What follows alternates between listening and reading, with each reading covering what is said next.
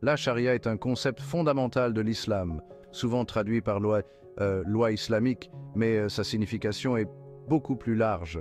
Elle englobe un mode de vie guidé par les principes islamiques. Le mot charia signifie littéralement le chemin vers un point d'eau. La charia étanche leur soif spirituelle. Il ne s'agit pas d'un ensemble de règles rigides, mais d'un système dynamique. Cet essai explorera les origines, les principes et les applications de la charia.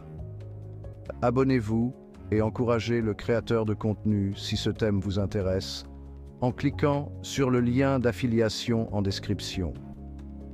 Regardez les yeux de votre enfant s'illuminer alors qu'il recrée la grandeur de la Mecque dans votre salon. Les sources principales de la charia sont le Coran et la Sunna. Le Coran est le livre saint de l'islam, considéré comme la parole littérale de Dieu révélée au prophète Mahomet. Il contient des versets qui traitent de divers aspects de la vie, des questions de foi aux interactions sociales en passant par les décisions juridiques. La Sunna désigne les enseignements, les pratiques et les paroles du prophète Mohammed qui servent de modèle pratique aux musulmans. Ensemble, le Coran et la Sunna constituent le fondement sur lequel repose la jurisprudence islamique. Les érudits se sont consacrés à l'étude et à l'interprétation de ces sources afin d'en tirer des règles et des lignes directrices pour les communautés musulmanes. Cependant, le Coran et la Sunna ne fournissent pas de décisions explicites sur tous les sujets imaginables. C'est là que l'intellect humain et l'interprétation entrent en jeu. Au fil des siècles, différentes écoles de jurisprudence islamique ont vu le jour, chacune ayant sa propre méthodologie d'interprétation du Coran et de la Sunna. Ces écoles, connues sous le nom de madhab, se sont développées grâce à un travail d'érudition et de débat rigoureux, reflétant la diversité de la pensée au sein de la tradition islamique. Les écoles de jurisprudence sunnites les plus importantes sont les écoles hanafites, malikites, shafi'ites et hanbalites. Chaque école porte le nom de son fondateur, un érudit renommé qui a laissé un héritage durable sur la pensée juridique islamique. Ces écoles diffèrent dans leur interprétation de certaines questions juridiques, mais partagent un objectif commun, rechercher la meilleure compréhension de la volonté de Dieu. L'existence de différentes écoles de pensée met en évidence la flexibilité et la capacité d'adaptation de la charia. L'un des principaux domaines couverts par la charia est l'ibadat, qui englobe les actes d'adoration. Ces actes constituent le fondement de la relation d'un musulman avec Dieu, y compris les 5 piliers de l'islam. La charia fournit des directives détaillées pour l'accomplissement de ces actes d'adoration. Par exemple, elle précise les heures des 5 prières quotidiennes et les rituels du jeûne pendant le ramadan. En adhérant à ces directives, les musulmans cherchent à s'acquitter de leurs obligations religieuses. Au-delà des rituels, la charia englobe un cadre éthique complet connu sous le nom de mu'amalat. Cet aspect de la charia régit les interactions sociales, les transactions et la conduite personnelle en mettant l'accent sur des valeurs telles que l'honnêteté, l'équité, la compassion et la justice. L'éthique islamique, telle qu'elle découle du Coran et de la Sunna, encourage à traiter les autres avec respect, quelle que soit leur foi ou leurs origines. La charia encourage les musulmans à être honnêtes dans leurs relations, à tenir leurs promesses et à éviter toute forme d'exploitation ou d'oppression. De plus, la charia souligne l'importance des liens familiaux, du bon voisinage et de la responsabilité sociale. Elle encourage les musulmans à prendre soin des plus démunis, à faire preuve de charité et à contribuer au bien-être de leur communauté. Les principes éthiques ancrés dans la charia visent à créer une société juste et compatissante. La charia fournit également des lignes directrices pour les activités économiques, connues sous le nom de mu'amalat.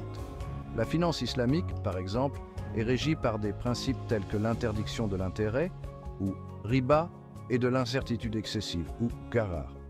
Au lieu de facturer des intérêts, La finance islamique encourage les modèles de partage des bénéfices et les investissements éthiques. La charia traite également des questions d'héritage, de mariage et de divorce en fournissant un cadre pour ces institutions sociales. Elle définit les droits et les responsabilités des conjoints, des parents et des enfants, en mettant l'accent sur l'équité et la justice dans toutes les relations. Les lignes directrices économiques et sociales de la charia visent à créer une société équilibrée et équitable. La charia comprend un système de sanctions connu sous le nom de hudud pour certains crimes considérés comme des violations particulièrement flagrantes de la loi islamique. Ces crimes comprennent le vol, l'adultère, la fausse accusation d'adultère, la consommation d'alcool et le vol sur la voie publique. Les peines prévues pour ces crimes sont sévères, mais elles ne sont appliquées que dans des conditions strictes et avec un lourd fardeau de la preuve. Ces peines ont pour but de dissuader la criminalité, de maintenir l'ordre social et de faire respecter la justice. Il est important de noter que l'application des peines hudud a fait l'objet de nombreux débats et controverses. Dans de nombreux pays à majorité musulmane aujourd'hui, ces peines sont rarement, voire jamais appliquées. Les diverses règles et lignes directrices de la charia reposent sur des objectifs supérieurs connus sous le nom de maqasid al-sharia. Ces objectifs représentent les buts ultimes et la sagesse qui sous-tendent la loi islamique, fournissant un cadre pour comprendre l'esprit et la finalité de la charia. Les 5 maqasid al-sharia principaux sont la protection de la religion, de la vie, de l'intellect, de la lignée et des biens. Ces objectifs reflètent l'importance que l'islam accorde à la foi, à la dignité humaine, au savoir, à la famille et au bien-être économique. Les érudits et les juristes se réfèrent au maqasid al-sharia lorsqu'ils interprètent la loi islamique et rendent des décisions sur des questions contemporaines. Ils servent de principes directeurs pour garantir que la charia est appliquée d'une manière qui promeut la justice, la compassion et le bien commun. Du vivant du prophète Mohammed, le Coran et la Sunna ont été les principales sources d'orientation pour la communauté musulmane naissante de Médine. Le prophète lui-même était l'arbitre final en matière de droit et de gouvernance. Après la mort du prophète, la communauté musulmane primitive s'est appuyée sur ses compagnons qui avaient été les témoins directs de ses enseignements et de ses pratiques. Au fur et à mesure que l'islam s'est répandu au-delà de la péninsule arabique, de nouveaux défis et de nouvelles situations sont apparus, nécessitant une interprétation et une application plus approfondie des principes islamiques. Pendant les premiers califats, les dirigeants ont établi des tribunaux et nommé des juges, connus sous le nom de qadis, pour trancher les litiges et administrer la justice sur la base de la charia.